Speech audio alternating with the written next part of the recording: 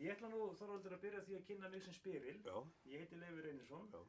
Og við erum staddir hérna í Þjóðarbókhlöðunni og núna er 28. mars 2023. Og ég mætti byrja því að byrja að kynna þig með nafni, fræðatitli og starfstitli án Háskólans Skersveit. Já, ég heiti Þorvaldur Gylfason og ég er prófessor emeritus í hagfræði í Háskóla Íslands. Og ég var skipaður prófessor 1983 og Háskóli Íslands hefur verið minn allra helsti starfsvettvangur á Íslandi síðan. Og þá er gott að fá aðeins þinn félagslega bakgrunn sem stuttu máli, sem sé hvar þú ólst upp og hverju þínir foreldrar voru. Ég er alinn upp hér í prófessorabústöðunum í næsta nágrenni Háskólans. Faðir minn var prófessor í viðskiptadeild Háskóla Íslands, næstum allan sinn feril, undan skildum þeim 15 árum sem hann satt í ríkisstjórn. Móðir mín var stúdent og húsfreyja. Þau gengu bæði í menntaskólan og tóku stúdentspróf þaðan fyrir stríð. Og bræður mínir báðir tveir sem voru eldri en ég, þeir voru einnig stúdentar frá menntaskólanum í Reykjavík. Þorsteinn sá eldri sem var prófessor í heimspeki hér í háskólanum. Hann hóf nám við Harvard-háskóla í Bandaríkjunum á loknu stúdentsprófi og byrjaði í hagfræði en skipti yfir í heimspeki, hún átti betur við hann.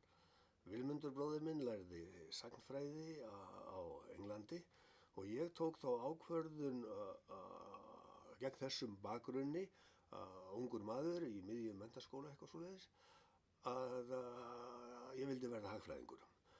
Og það var ekki alls kostar augljóst að ég væri í aðstöðu til þess að taka slíka ákvörðun vegna þess að hagfræði var þá hvergi til í námsefni framhaldsskóla.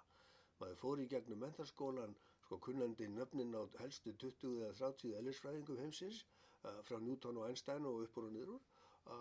En jafnvel Adam Smith, faðir hagfræðinnar, kom hvergi við sögu. En ég átti því láni að fagna að faðir minn var hagfræðingur og sumir vina hans og kollega voru einnig hagfræðingar. Og það eina sem að gerðist var það, held ég, að hann bað viðtöl handa mér hjá sumum vina sinna, eins og Jóhannes Nordal og Jónas Haralds, og ég nefni bara tvo, og það hjálpaði mér. Þeir útskýrðu útlönd fyrir mér og þess áttar. Og þannig fór þetta og ég fór til Englands til náms og það hvarflaði aldrei að mér að skipta yfir í aðra grein. Ég fann mig þarna strax, hagfræðingur vildi ég verða og ekkert annað. Og ég hef aldrei í eitt andartak séð eftir þeirri ákvörðun. En fílabeinsturns hagfræðingur vildi ég ekki verða. Og það var til þess að loknu doktorsprófi frá Princeton-háskóla í Bandaríkjunum 1976, ég var þá 25 ára gamall, að þá ákvaði ég að fá mér vinnu í Alþjóðagjaldeyrissjóðnum í Washington, sem var þá og er enn eftirsóknarverðasti vinnustaður hagfræðinga sem hafa brennandi áhuga á hagnýtri hagfræði og ekki bara hagfræði sem fræðigrein, sem háskólagrein. Og ég vildi nota Alþjóðagjaldeyrissjóðinn og reynslu mína þar sem einhvers konar tryggingu fyrir því að ég veldi mér verkefni í rannsóknum sem skiptu máli. Og þetta var happadrjúg ákvörðun og hefur haft talsverð áhrif á þau verkefni sem að ég hef valið mér. Ég hef birt 24 bækur og 300 fræðigreinar og 1100 blaðagreinar og 140 sönglög og svona, þannig að það hafi gengið talsvert undan mér. Og þessi bakgrunnur frá Alþjóðagjaldeyrissjóðnum, hann reyndist mér happadrjúgur. En ég vildi alltaf verða háskólamaður og þess vegna lét mér duga 5 ár í Alþjóðagjaldeyrissjóðnum í Washington. Ég var sendur þar í samningaferðir í allar heimsálfurnar 5 og þess að það var mjög lærdómsríkt og þarna voru mjög flinkir hagfræðingar sem gaman var að vinna með og urðu sumir vinir mínir til langs tíma, en hugurinn beindist alltaf að fræðistörfum og þess vegna tók ég því fagnandi þegar ég fekk tilboð frá Alþjóðahagfræðistofnuninni í Stokkhólmi við Stokkhólms háskóla sem var og en helsta hagfræði rannsóknarstofnun álfunnar að fara þangað. Og fyrst fekk ég ársleyfi frá sjóðnum til þess að fara til Stokkhólms og þá gerðu þeir mér tilboð að koma alveg. Og þá sneri ég frá Bandaríkjónum og til Evrópu, til Svíþjóðar og var þar í fullu starfi þangað til að losnaði prófessorsstarfi í Háskóla Íslands 1983 og ég sótti það og fékk það. Sko, ég og mínir jafnaldrar, við vorum alltaf með hugan við Ísland.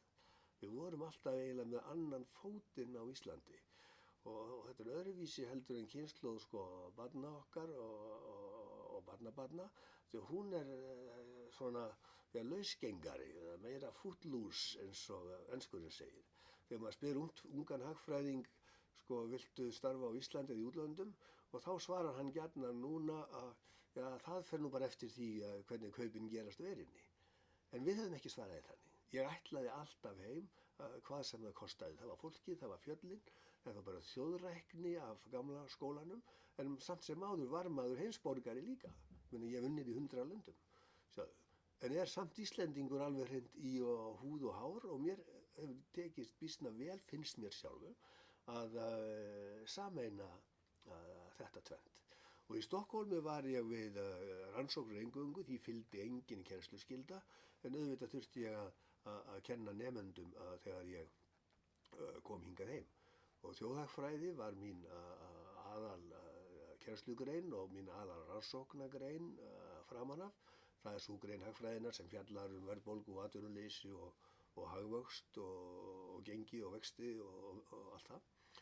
Og ég kenndi hana á annars og þriðja árs nemendum framan af. En svo tók ég mér hlé frá kennslu þegar ég var skipaður rannsóknarprófessor á síðasta áratug síðustu aldar og þegar ég kom úr þeirri vist eftir 6 eða 7 ár þá var ég færður niður upp eftir því hvernig á ég litið og tók við byrjandakennslunni í þjóðhagfræði handa fyrsta ársnemum í hagfræði og í viðskiptafræði. Og það var eitt stærsta og fjölmennasta námskeið í háskólanum, ég var stundum með 300 manns í tímum og ekki bara nemendur, ég auglýsti námskeiðið í blöðunum og bara í þakklætisskyni við skattgreiðendur og ég man eftir bóndahjónum úr biskupstungum sem mistu aldrei tíma úr og ég man eftir fyrrverandi lögreglustjóranum í Reykjavík og ég man eftir yfirlækni Fjórðungssjúkrahússins á Akureyri. Þau voru þarna innan krakkana í tímanum. Þannig að þegar maður sagði sögur úr hagsögu fyrri hluta aldarinnar og krakkarnir höfðu ekki hugmyndu hvað maður var að tala að þá rétti bónda konan upp höndina og var með á nótunum. Þetta var skemmtilegt. Og ég hef alltaf haft yndi af kennslu og ekki bara kennslu nemenda í Háskóla Íslands, heldur einnig fullorðinskennslu sem ég dróst inn í eftir að járntjaldið hrundi kringum 1990. Að þá leitaði Alþjóðagjaldeyrissjóðurinn, minn gamli vinnuveitandi í Washington, til mín og bað mig að hjálpa þeim við að kenna embættismönnum frá fyrrverandi kommunistalöndum í Austur-Evrópu og þar með talið Rússland hagfræði. Hagfræði sem hafði verið bannvara beinlínis í þessum löndum. Og þetta leiddi til námskeiðahalds fyrst í Austur-Evrópu og síðan út allan heim í Afríku og Asíu hagfræði handa embættismönnum. Og sjaldan hef ég kynnst jafn glöðum nemendum eins og þessum Austur-Evrópumönnum. Sumir voru hámenntaðir eðlisfræðingar eða hausbyggingar eða sagnfræðingar, en þeir höfðu aldrei kynnst hagfræði, höfðu ekki hugmynd framboð og eftirspurn eða atvinnuleysi og verðbólgu, bara af því að það hafði verið bannvara sem kennsluefni fyrir austantjald. Og augu þeirra opnuðust upp á gátt og ég er reyndar einn þriggja höfunda fyrstu vestrænu hagfræðikennslubókarinnar sem kom út þarna fyrir austan og birtist á einum 17 tungumálum í þýðingu og þar með talið bæði rússneska og kínverska og þetta var mjög eiginlega skemmtilegasti kafli míns kennsluferils. Ég hafði ennþá meira gaman af þessari hagnýtu fullorðinskennslu heldur en af því að kenna tvítugum krökkum hagfræði hér heima. þó að ég hefði umtalsverða ánægju af því líka. En sjáðu, sko, háskólamaður, hann lítur yfirleitt á kennslu sem aukabúgrein. Því að það eru rannsóknir, það er þessi brennandi þörf fyrir að færa landamæri þekkingarinnar út sem ræður öllu.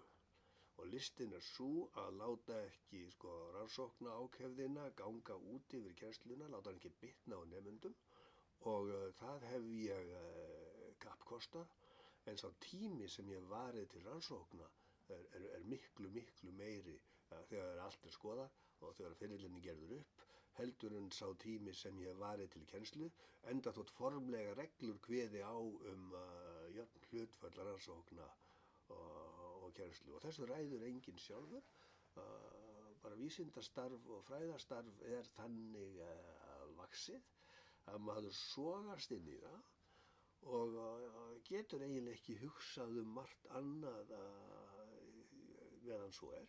Og það var þess vegna sem mér þótti svo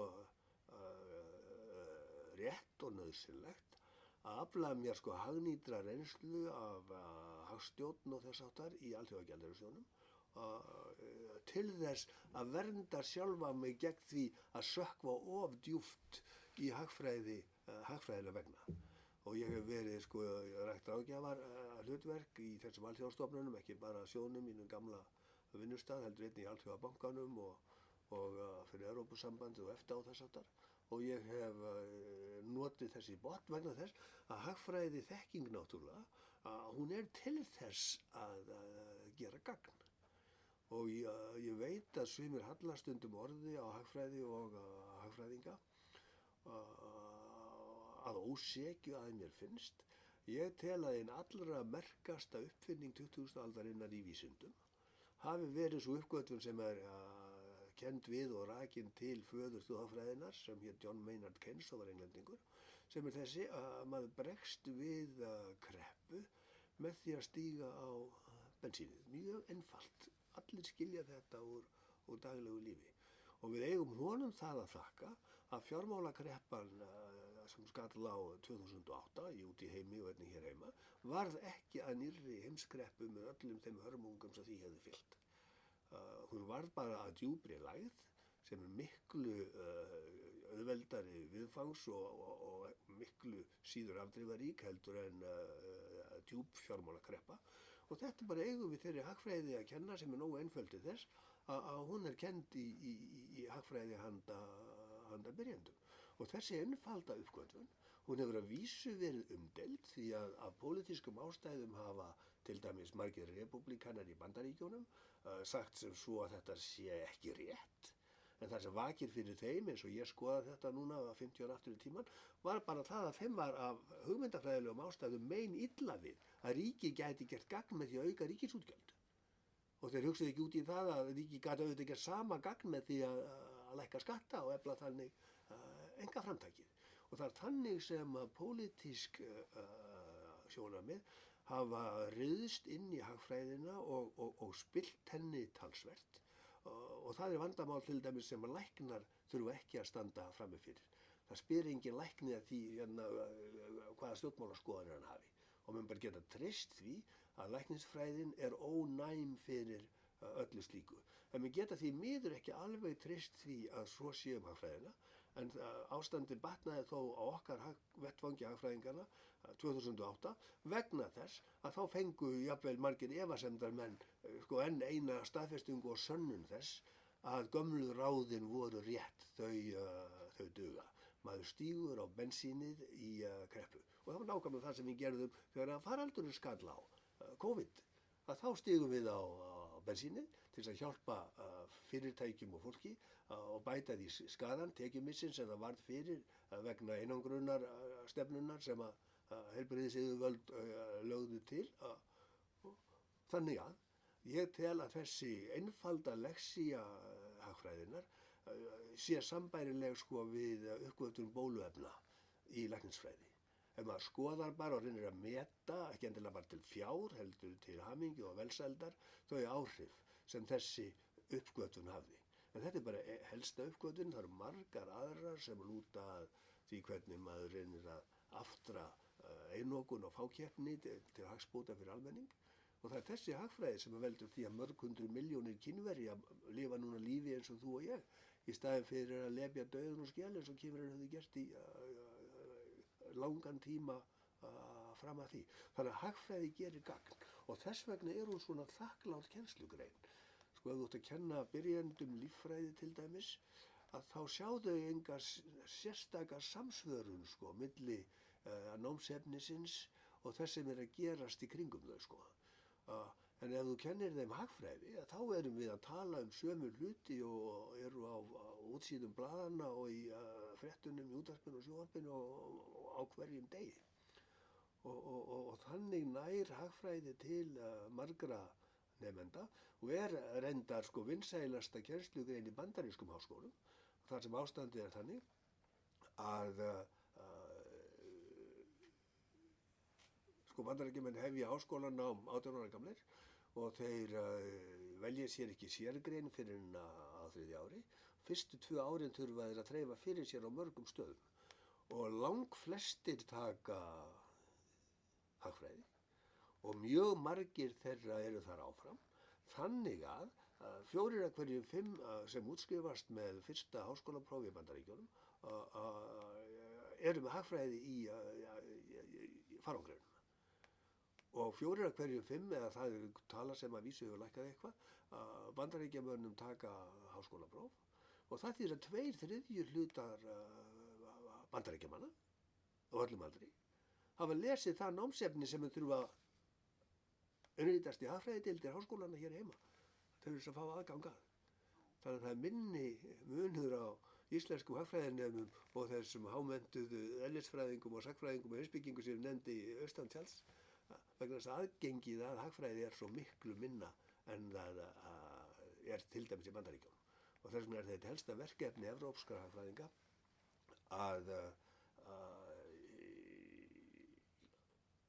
gera hagfræðina að sko sjálfsögðu námsefni í framhaldsskólum þannig að ég tel brýnt að námsefnið sem að margir þurfa að bíða eftir að komast í háskóla verði flutt niður í framhaldsskóluna þannig að allir, líka þeir sem verða læknar eða lögfræðingar, fari í gegnum það bara eins og þeir í Ameríku og þá er hægt að fara lengra með þá sem að vilja síðan bæta við sig og verða hagfræðingar.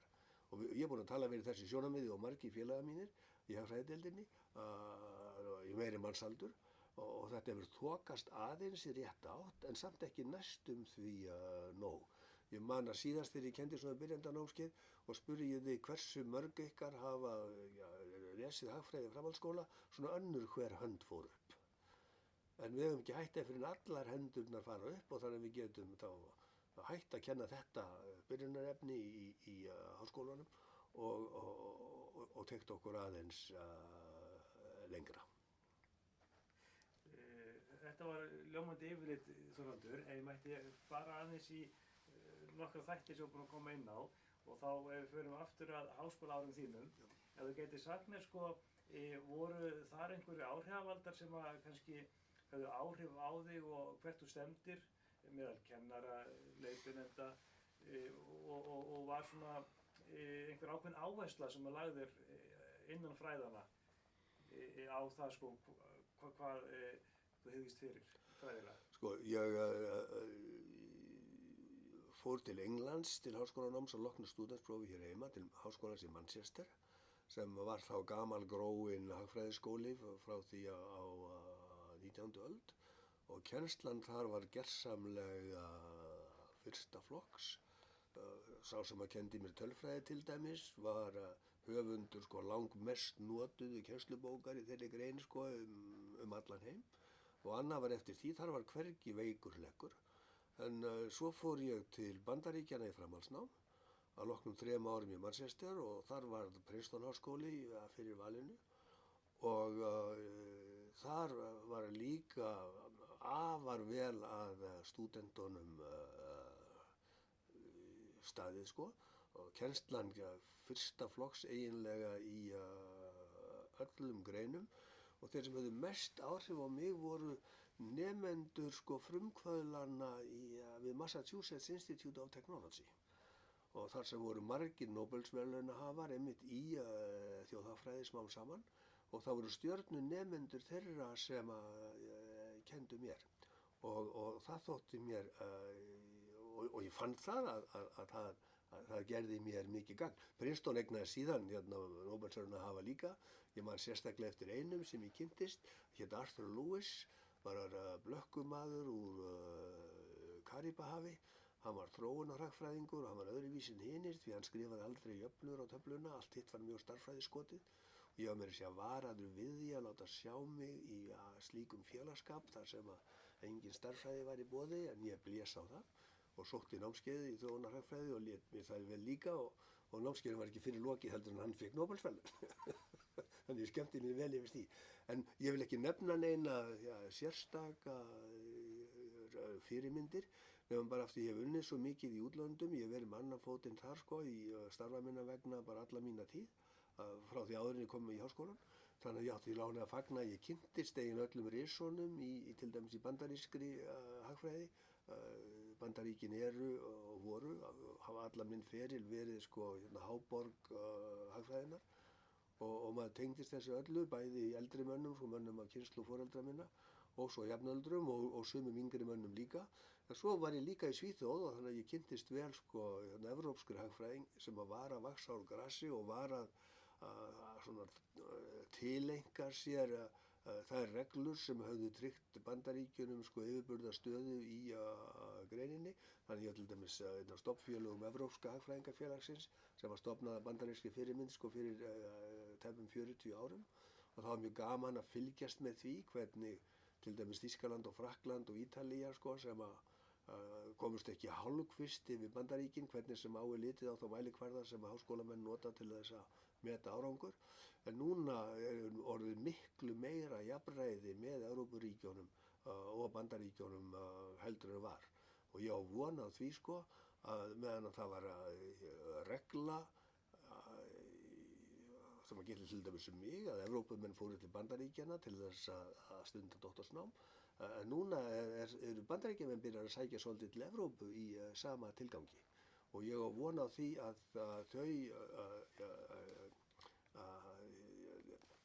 það misvægi jafnist á næstu árum því að svo mjög hafa Evrópumenn sótt í sig veðrið. Til dæmis hafa Nóbelsverðlaun í hagfræði fjallið Evrópumönnum alloft í skaut og oftar eftir því sem tíminn hefur liðið. Og oft það þannig að það eru kannski Frakkar sem hafa verið sko framan af ferli sínum, kannski fram á miðjan aldur við háskóla í Bandaríkjunum, bestu háskólana þar og svo líkar þeim betur lífið í Evrópu heldur en í Bandaríkjunum, vilja heldur að börnin sín verði Evrópumenn heldur en Bandaríkjamenn og fara þó aftur til síns heima og eru þar og eru gríðarleg lyftistöng undir háskólalífið í Evrópu. Þannig að til dæmis í Þýskalandi og Frakklandi og á Ítalíu og Spáni eru núna fyrirtagshagfræðideildir sem ekki var sko þegar við stofnuðum hagfræðingafélagi fyrir 40 árum og þetta er eina ástæða til þess að Evrópa getur litið sko bjartsýnum augum fram á veginn. Segðu mér þá sko þegar þú ert í þínu háskólanámi að hvað með rannsóknastörf að þinni hálfu sem nemandi og þar kannski eitthvað síst ástæða til að staldra við lokaritgerðir og hvernig efnið kom til þar og hvað þú fékkst við? Þetta voru þau ár sko sem að samstarf kennara og nemenda rannsóknir það var varla til.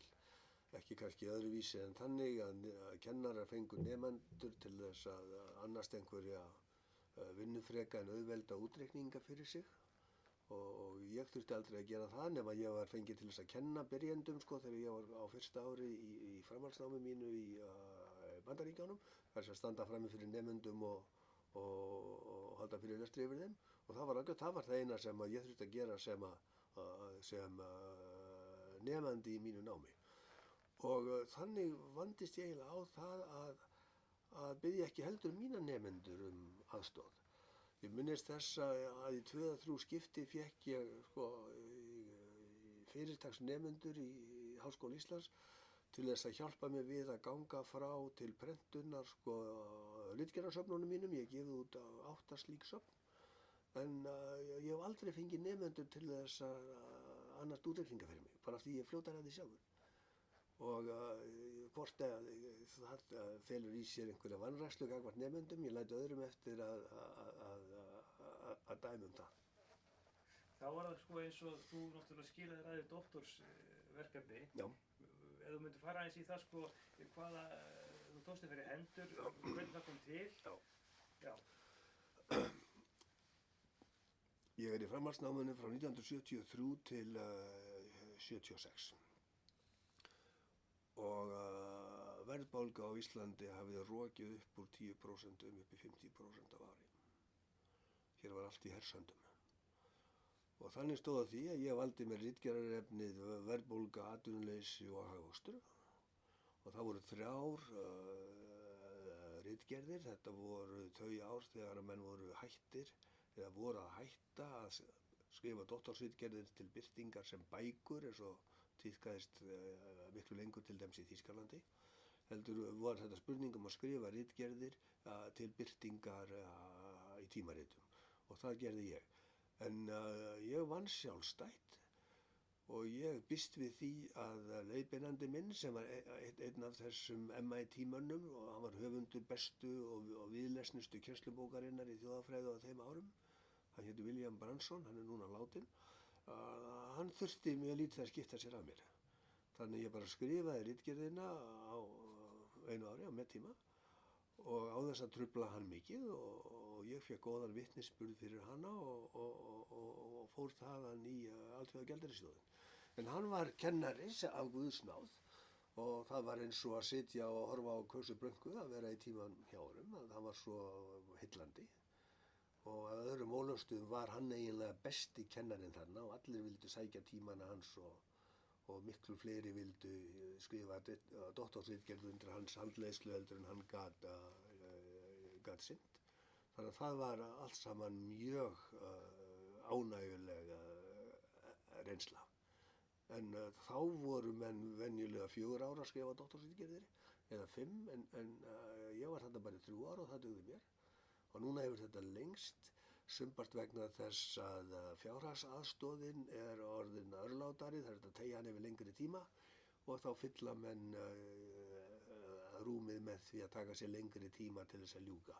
Mér skilst að núna séu menn þetta 5 eða 6 ár að jafnaði að ljúka doktorsritgerð í Bandaríkjunum. En á sama tíma, og það til margs þennan samruna milli Evrópu og Bandaríkjana, að þá hefur tíminn sem það tekur til dæmis Svía eða Þjóðverja að ljúka doktorsritgerð styst til muna.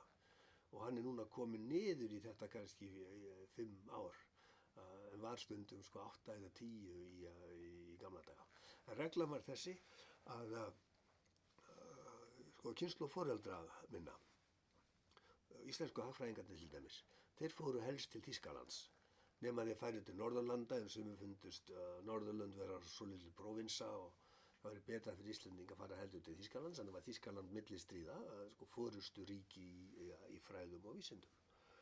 En faðir minn til dæmis lærði í Þýskalandi fram að stríði, en svo í Frankfurt og Vín.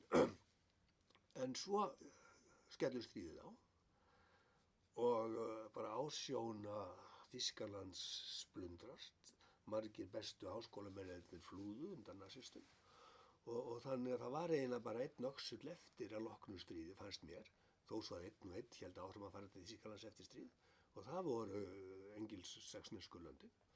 Og það var sá munurinn á þeim að Bretland þótti ákjósanlegri kostur handa þeim sem vildu fara í fornám, því að þar gátu menn lokið fyrsta prófi sínu á 3 árum en ekki 4 eins og í Bandaríkjunum.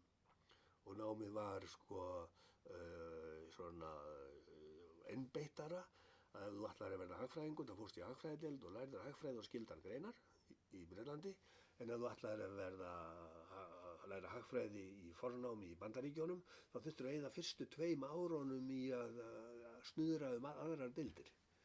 Og þess vegna þótti mér, sem að var ákveðin í að verða hagfræðingur, að miklu betra að fara til Bretlands fyrst og svo til Bandaríkjanna. Og svo höfðu Bandaríki þennan yfirburð í framhaldsnámi að þau sinntu framhaldsnemunum mjög vel. Það var bara svona maður og mann sko, ef menn hérna óskuðu eftir því. Og doktorsnámi var þannig uppbyggt að menn tóku sko ströng námskeið sko í þeim greinum sem þeir ætluðu að skrifa doktorsritgerð sína auk skyldugreina. Og það tók 2 ár og mjög strembið prógram. Og svo skrifuðu menn sjálfstæða doktorsritgerð undir handleiðslu síns kennara og sem tók venjulega 2 ár eins og ég sagði, eða 3. En í Bretlandi, þar var þetta miklu lausari í beislunum. Að þar hófu menn sko doktorsnám í Oxford eða Cambridge eða hvað sem og fengu leiðbeinanda, þurfti ekki að taka nein námskeið til þess að beina orkunni og einbeitingunni að einhverju viðeigandi þröngu sviði. Og þess vegna var brotthvarf úr framhaldsnámi í Bretlandi miklu meira en í Bandaríkjunum. Og þess vegna þótti mér það vera rökrétt og mörgum öðrum að taka fornámið í Bretlandi og framhaldsnámið í Bandaríkjunum en ekki öfugt. Það helgaðist af þessu praktíska sjónarmiði. Og þannig stóð á því að ég var orðinn starfandi hagfræðingur allt í gjaldeyrisstjórnum og varla byrjar að raka mig 25 ára gamall. En þá kom að sko störfum þínu hér við háskólann. Já. Ef þú myndir fara að segja það sko, hvernig voru aðstæður bæði fyrir kennar og nemendur þegar byrjar og hvernig þróðist það með tímanum? Já, það var yndislegt að koma heim bæði af persónulegum ástæðum og eins þetta. Ég er 33 ára gamall þegar ég fæ forsetaskipun sem prófessor og þá var hagfræði kennd bara sem aukagrein í viðskiptadeildinni sem hét svo þá og það var ekki einu svona embættismannadeild, það var fyrirtækjastjóradeild sko og mannvalið þar var ágætt en áhugi á og áhersla á rannsóknir var ekki mikil. Og ég kem þarna inn og við vorum fleiri ungir menn sem vildum breyta þessu. Og okkur var vel tekið, samt ekki alveg alltaf, til dæmis þegar mér langaði að stofna málstofu í deildinni bara á mínu fyrsta ári. Þetta hefur verið veturinn 83-84, bara erlendri fyrirmynd, þar sem væri vettfangur manna til þess að kynna rannsóknir sínar fyrir félögum sínum og svoleiðis. Að þá sagði einn eldri kollegi minn við mig, það nú ráðlegt, getur þetta ekki orðið bara vettfangur fyrir kommunista að breiða út áróður sinn. En ég taldi það nú ekki líklegt og ég fikk að ráða þessu og málstofan fór af stað og hún starfar enn. Og smám saman að þá byrjaði sko skilningurinn á gildi rannsókna að vaxa og hagfræðideildin hefur, og reynda viðskiptafræðideildin líka, hefur haft á að skipa vaxandi fjölda þeirra sem að telja með réttu að rannsóknir séu höfuðtilgangur góðs háskóla. Og þetta hefur gengið bara býsna vel, eins og sjá má bara á þeim mælikvörðum sem að lagðir eru. Ég var í hópi þeirra sem áttu frumkvæði að vinnumatskerfinu í háskólanum.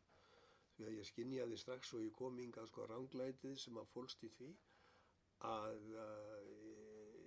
þeir sem að sinntu rannsóknunum og sem að gefa auðvitað aldrei neitt af sér, ekki beint, að þeir sko sátu eftir með mun lægri heildarlaun, mun bágari afkomu, heldur en þeir sem að vanræktu rannsóknirnar, þrátt fyrir formlega rannsóknarskyldu, til þess að geta dríkt tekjur sínar með störfum utan háskólans við ráðgjöf og annað. Og vinnumatskerfinu var ætlað að snúa þessu ranglæti við, með því að búa til sko kerfi sem bætti, sem jafnaði þennan mun og umbunnaði mönnum fyrir árangursríkar rannsóknir. Og þannig var til kerfi sem var þannig, nú skýt ég úr byssubeltunni, ég er ekki alveg viss að tölurnar séu réttar, en það var að hugsa sér sko tvíbura sem annar vanrækti rannsóknirnar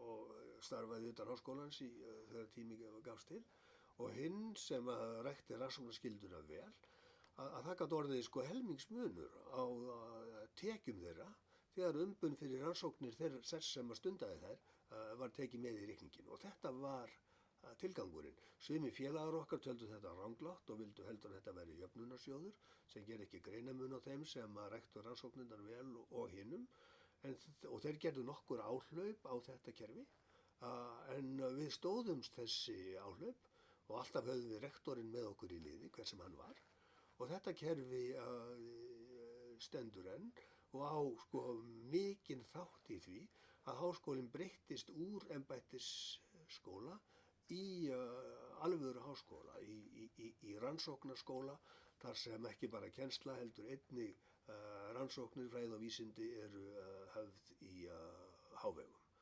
Og ég hef reynt að koma sko hugmyndum svona kerfi á framfæri í erlendum háskólum þar sem ég hef verið og það hefur eins og lítið þungur róður. Til dæmis gerðu Svíar sumpart að íslenskri fyrirmynd að ég held. Tilraun til þess að mismuna prófessorum svo lítið í launum eftir því hversu aðsópsmiklir þeir voru í rannsóknum en þeir hurfu frá því ef ég man þetta rétt vegna þeirra misklíðar sem að þetta leiddi til sko meðal prófessorana. Þannig að þetta er erfitt mál og þetta er viðkvæmt. En þarna tel ég að háskólinn hafi staðið sig vel og breytt rétt og staðist áhlaupin sem að óhjákvæmilega voru gerð á þetta kerfi. Ég sko velti líka fyrir mér hvað þú kemur eins með nýtt inn í háskólan og þú nefnir til dæmis málstofuna og síðan líka ákveða áhrif þarna sem hefur á matskerfið. Er eitthvað fleira sem getur nefnt? Já, við stofnuðum fljótlega eftir ég kom í deildina, samstarfsmenn mínir og ég, hagfræðingarnir í því sem þá hét viðskiptadeild. Við báðum að hagfræðideildin fengi að skilja sig frá og verða til undir eigin nafni. Og þannig gerðist það að viðskiptadeildin skiptist í tvær skorir. Skorir var þetta kallað líka ólíka námsbrautir til dæmis í hugvísindadeildinni eða verkfræðideildinni. Og þannig urðu til viðskiptaskor handa þeim sem vildu sko læra að vinna í fyrirtækjum, það sem kallað business administration á ensku, og svo hagfræðiskor sem var fyrsti vísirinn að alvöru hagfræðideild sko. Og þar var hagfræði í fyrirrúmi og námskeiðunum var fjölgað og námskeið sem ekki höfðu verið í boði áður, nú var hægt að bjóða upp á þau eins og alþjóða hagfræði til dæmis. Og síðan breyttist þetta mörgum árum síðar, þannig að núna heita eru deildirnar tvær og önnur heitir viðskiptafræðideild og hinn heitir hagfræðideild. Tvær aðskildar deildir þar sem nemendur þó sækja námskeið hérna hvor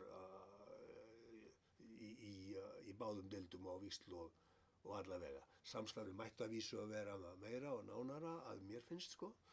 Og ekkert gísi heldur en að lögfræðingum væri gert að læra hagfræði. Bandaríski lögfræðingar, þeir sem sitja á þingi til dæmis, þeir kunna hagfræði, þó maður sjá það nú ekki alltaf á málflutningi þeirra sumra. En lögfræðingar hér hafa aldrei lært neina hagfræði. Og þess sér því miður allt of oft stað í málflutningi lögfræðinga, hvort heldur á stjórnmálavettvangi eða annar staðar. Þegar kemur þessari breytingu og þessum aðskilaði þarna, það er viðskiptafræðin og hagfræðin, að áttuð þið einhverja erlenda fyrirmynd að þessu eða hvernig gerðu þið þetta? Já, við bara vildum búa til hagfræðideild eins og þær hagfræðideildir voru þar sem við þekkjum til. Við höfðum reynslu sko frá mörgum hagfræðideildum í Norður-Ameríku til dæmis og í Evrópu og við vildum bara búa til hagfræðideild sem að stæðist samanburði við slíkar deildir. Og svo beittum við okkur fyrir því, og þú spurðir frumkvæði, að það var fengið erlend nefnd til þess að fara yfir þann árangur sem að starfið í nýrri hagfræðideild hafði borið.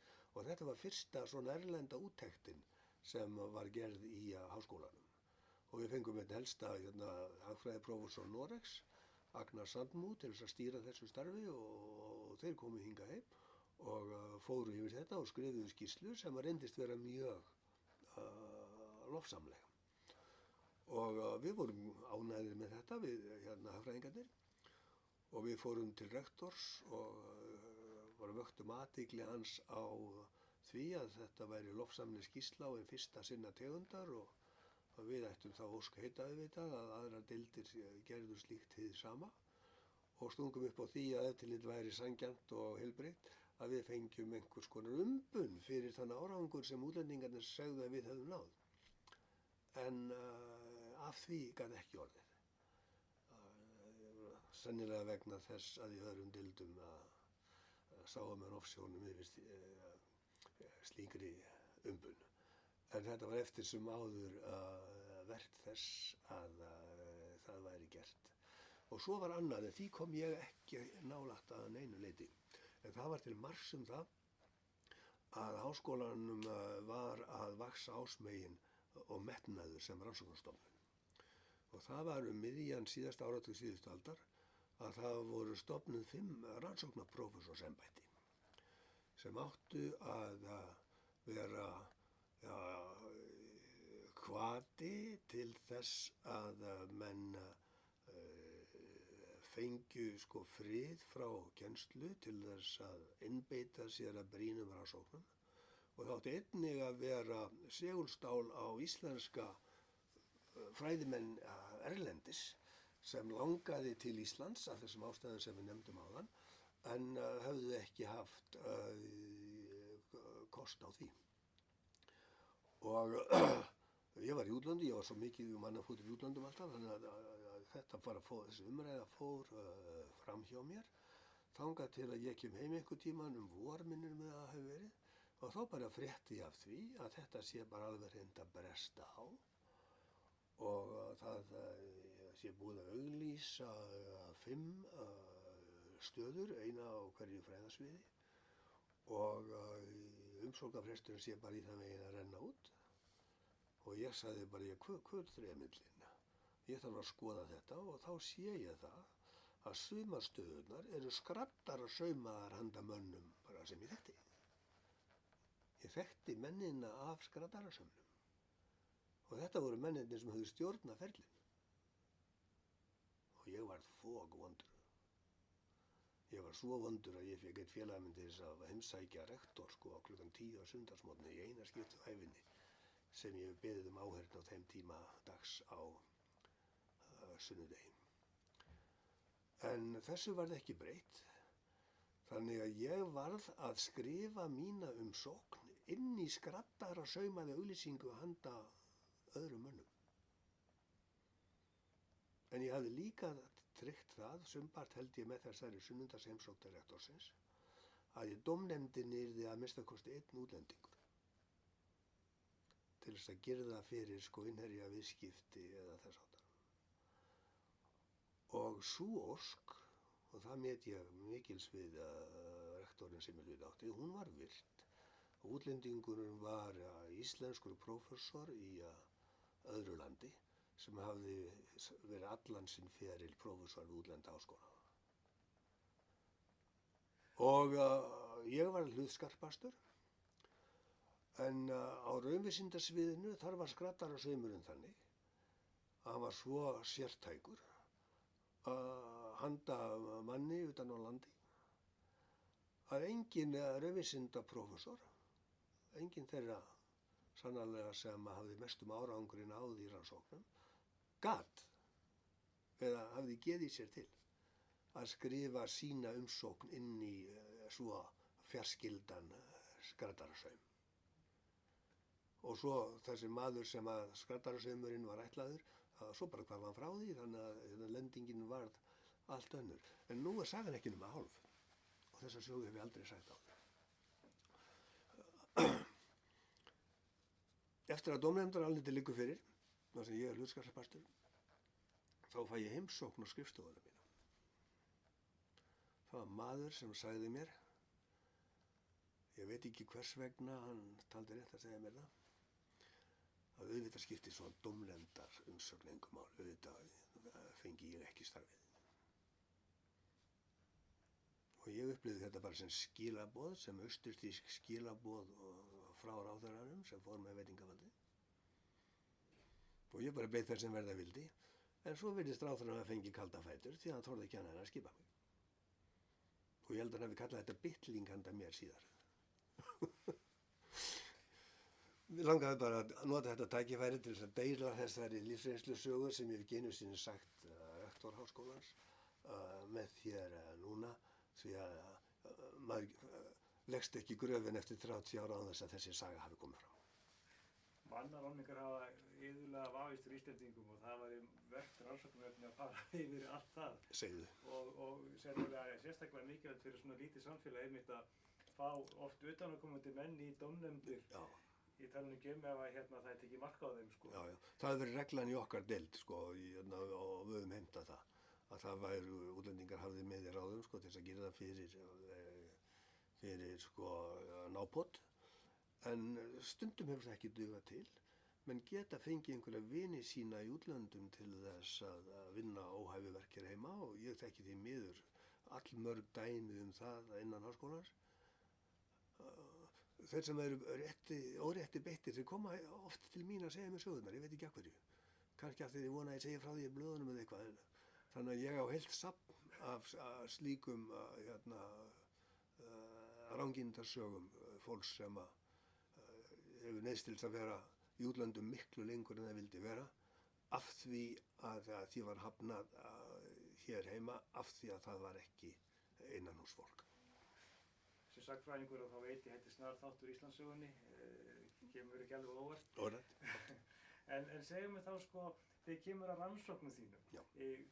Við hvaða rannsóknir fékkstu og hvernig eru þær fyrir valinu og var algjörlega fyrir þitt frumkvæði eða var að stundum að því að það var einhver ósk sem barst utan? Nei, aldrei óskað utan. En eins og ég sagði, doktorsritgerðin mín helgaðist af því að það var 50% verðbólga á Íslandi og ég vildi skoða hvaða áhrif verðbólga geti haft, einkum á sko neyslu og sparnað. Hugmyndin var mjög einföld að þegar verðbólgan fer upp að þá refsar hún sparifjáreigendum ef að vextir fylgja ekki með.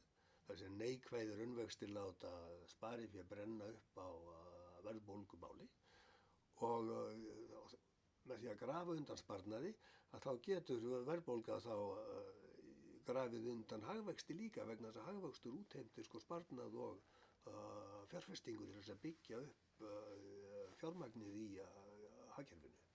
En þá var að vísu hagvaxtarfræðin þar stödd að minni sparnaður gat haft sko bara tímabundin áhrif, neikvæð áhrif á hagvöxt en ekki varanleg og það var bara villa í hagvaxtarfræðinni sem hafði þó sko verið tilefni til réttmætrar Nóbelsverðlauna veitingar en byltingin gegn þeirri villu hún kom ekki fram fyrir en 20 árum síðan og þá var ég fullu þátttakandi í henni og það er byltingin sem segir að hagvöxtur lítur sko efnahagslögmálum þannig að ef verðbólga grefur undan sparnaði og fjárfestingu að þá getur það haft varanleg áhrif á hagvöxt en ekki bara tímabundin áhrif sem fjara út.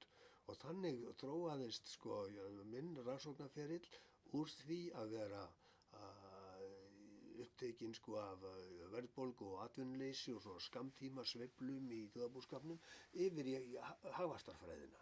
Og ég skrifaði kennslubók hagvöxt sem Oxford University Press gaf út fyrir 30 árum til þess að lýsa fyrir framhaldsnefendum á einföldu máli án mikillar stærðfræði þessari nýju hugsun hagvöxt sem innri stærð í þeim skilningi að hagvöxtur lítur sko efnahagslögmálum bara eins og aðrar hagstærðir. Og ég hef einmitt skrifað margar greinar hagvöxt og náttúruauðlindir og hagvöxt með Gylfa Sóeka, prófessor, gamall nemandi minn og hefur verið minn nánasti samstarfsmaður á hagfræðiakrinum á Íslandi undangengin 30 ár. Annars er ég eiginlega ánægðastur með það þegar ég lítið farin veg að ég hef sko birt greinar og bækur með 36 hagfræðingum frá 18 þjóðlöndum og bæði mönnunum og löndunum fer ennþá fjölgandi og það finnst mér mjög áhugavert. En ég hef verið að fjalla hagvöxt og efnahagsumbætur í mínum rannsóknum síðustu ár sko og svo gerðist það að það var hrun hér og ég dróst inn í endurskoðun stjórnarskrárinnar þannig að á síðustu árum hef ég birt margar ritgerðir stjórnskipunarmál og þá sko í samstarfi við stjórnmálafræðinga og lögfræðinga. Þannig að það varð óvænt auka búgrein hjá mér. Og þetta einn aðalkosturinn við háskólastarfið. Það eru þessi óvæntu atburðir.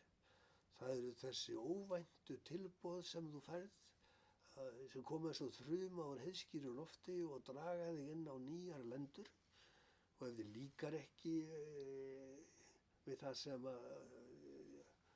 þú stendur frammi fyrir þá bara dregur þig tilbaka, ég var víst aldrei þurft að gera það en oft það þannig að maður fellur í stafi og þannig var til dæmis þessi bara 4 mánaða seta mín í stjórnlagaráði til þess að ég búin að birta fjöldan allan af greinum stjórnskipunarmál og þau bara heillast af því viðfangsefni og á dauða mínum átti ég von en ekki því að fara að deila vinnu vettfangi með lögfræðingum. Segjum við þá sko þegar kemur að rannsóknarleyfin hvað gildi hafa þau haft, hvernig hafa þau nýst þér? Mjög vel. Sko, lauf mér að segja þetta fyrst samt. Sko, Háskóli Íslands hefur verið frábær, yndislegur vinnuveitandi af því að hann hefur verið svo örlátur og þolinmóður og sveigjanlegur.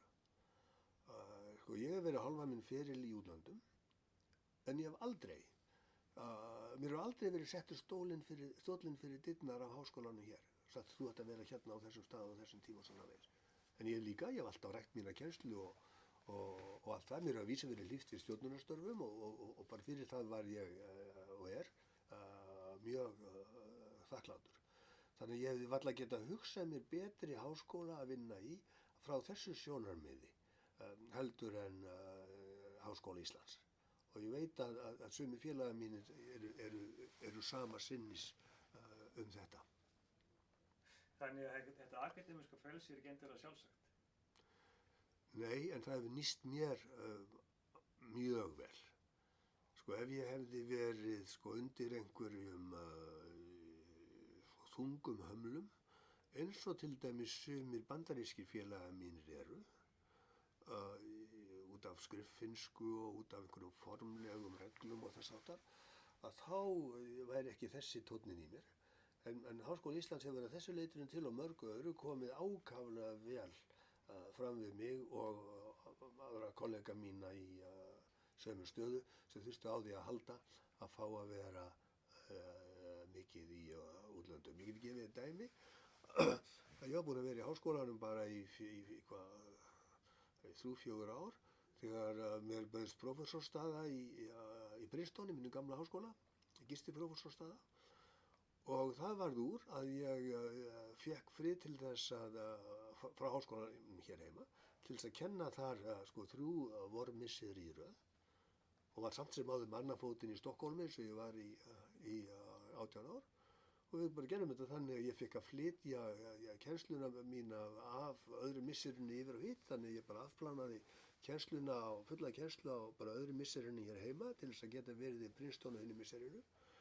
Þetta sveigjanleiki sem bandaríski félagar mínir segja að það sé ekki til staðar eða óvíða í Bandaríkjunum. Og fyrir þetta var ég háskólanum og félögum mínum mjög þakklátur og er enn.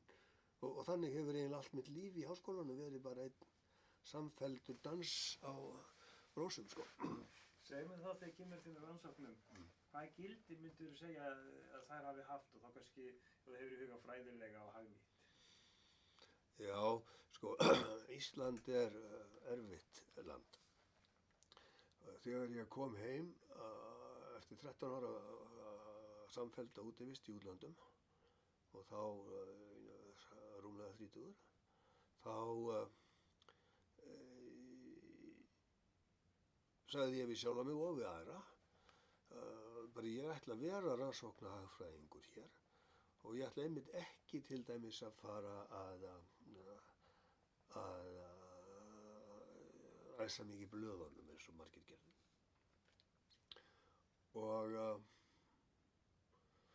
Og þegar ég var búinn að vera hér heim í 2 ár og sá hvernig samfélag þetta var, að þá varði ég að skipta skoðun.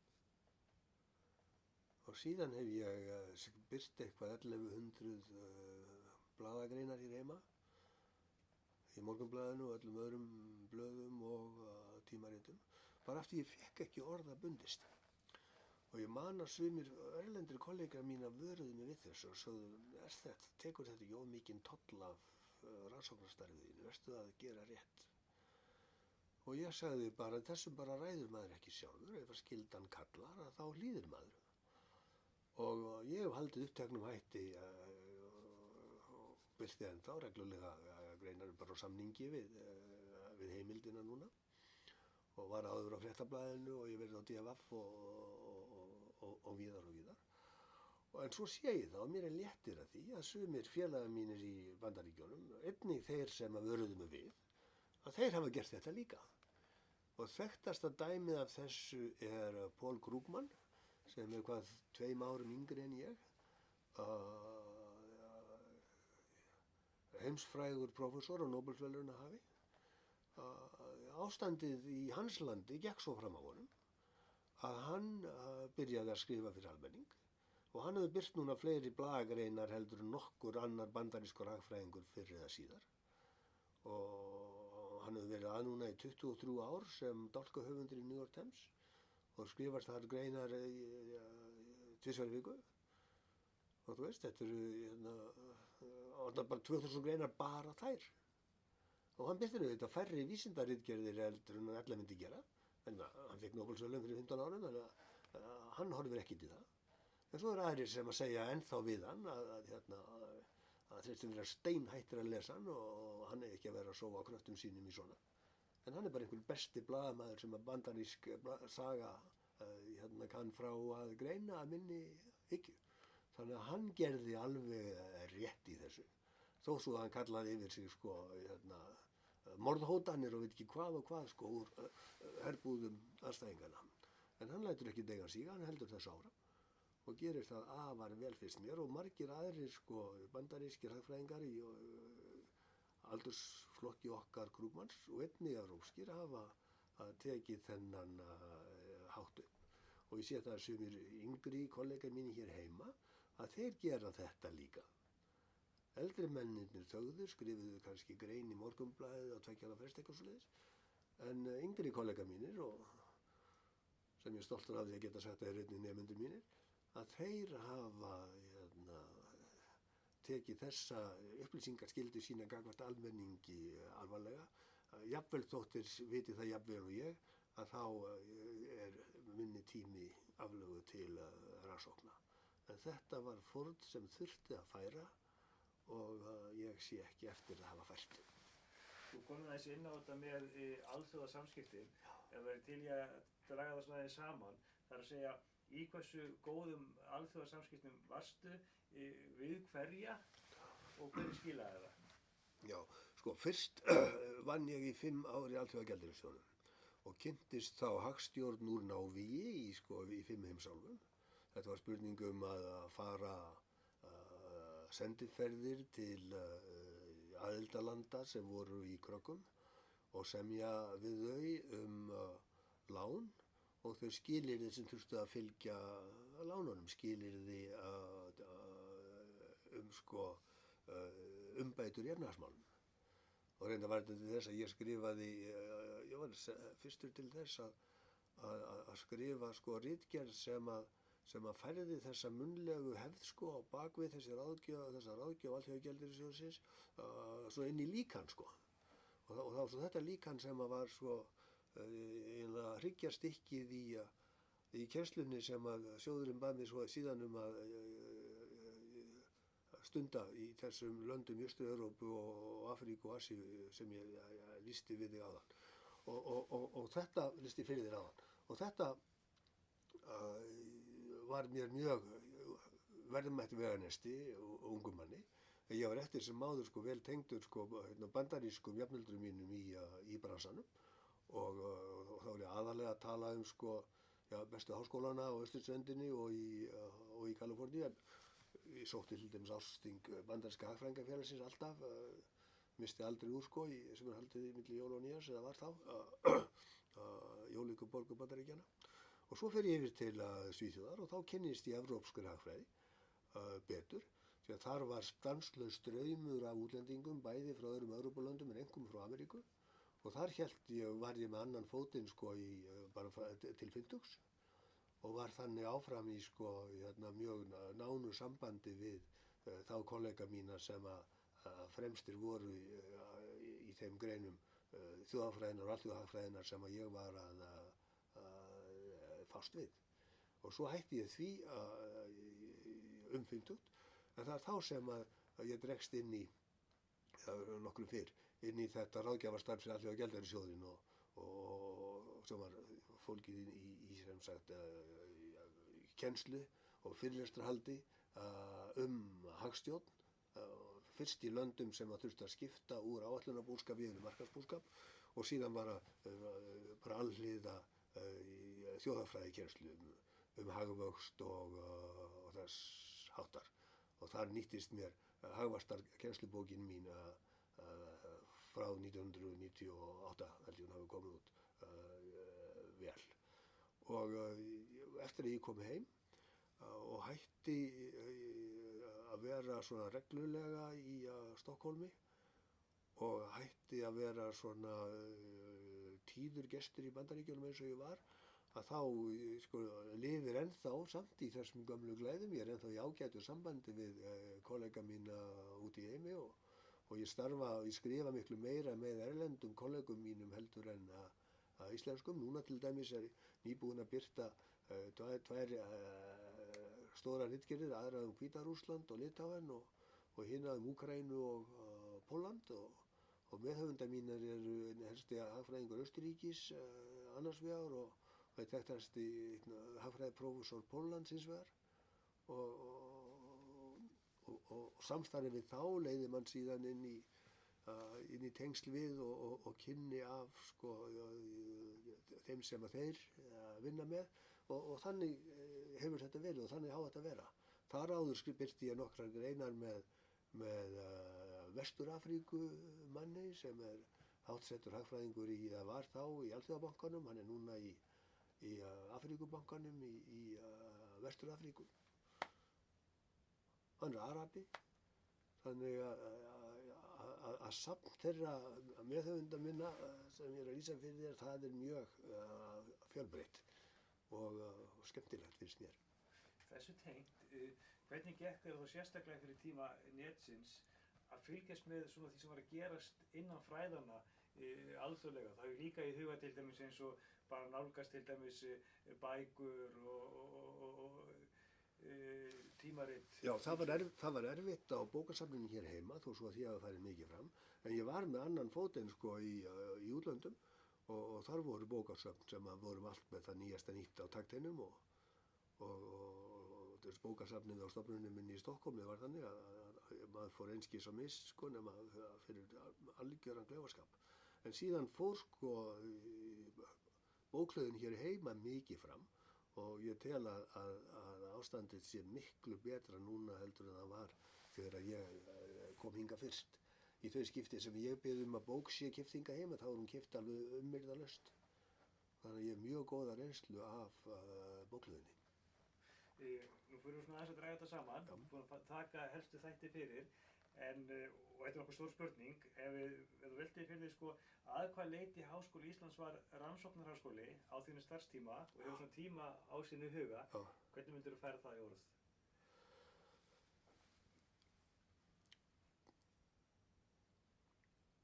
Það voru gríðarleg umskipti í framfara átt í Háskóla Íslands síðan ég hóf hér störf fyrir réttum 40 árum. Háskólinn var þá embættismannaskóli eins og við sögðum, sumir kölluðu hann útungunarvél fyrir embættismenn og það áttu þeir aðalega við lögfræðinga og presta og kannski lækna. En síðan hefur háskólinn gerst bara öflugur rannsóknarháskóli og við höfum sko gögnum þetta sem að tala skýru máli. Annars vegar gögnin úr vinnumatinu sem að ná núna 30 ár aftur í tíman. Það bara sést hvað hver og einn hefur skilað samkvæmt framtalsreglu vinnumatsins.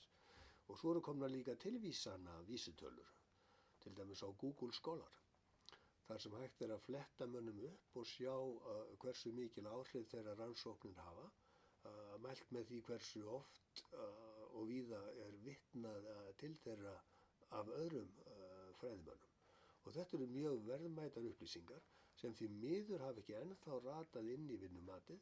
Það var lagt upp með vinnumatið á sínum tíma þannig að það var sagt að það væri ekki bara birtar ritgerður og bækur sem ættu að koma til mats, heldur einnig áhrifamáttur þeirra eins og hann mældist í tilvísunum. En núna 30 árum síðar, og ég spyr þetta reglulega, að þá hefur það ekki ennþá náð fram að ganga. Tilvísanir eru að vísu taldar og hafa verið það í nokkur ár, skilt mér á rannsóknarsviðinu, en þær koma ekki enn til mats. Og þessu þarf að breyta, finnst mér. En háskólinn var sem það þegar ég kom hingað fyrir 40 árum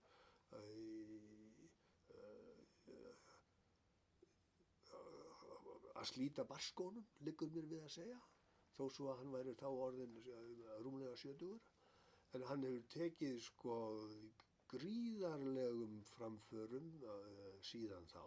Þetta alhliða háskóli þar sem góðar rannsóknir og hausmælikvarða eru stundaðar í öllum greinum og bara þess sér stað í þessum tilvísunar vísitölum sem ég að nefna við þig og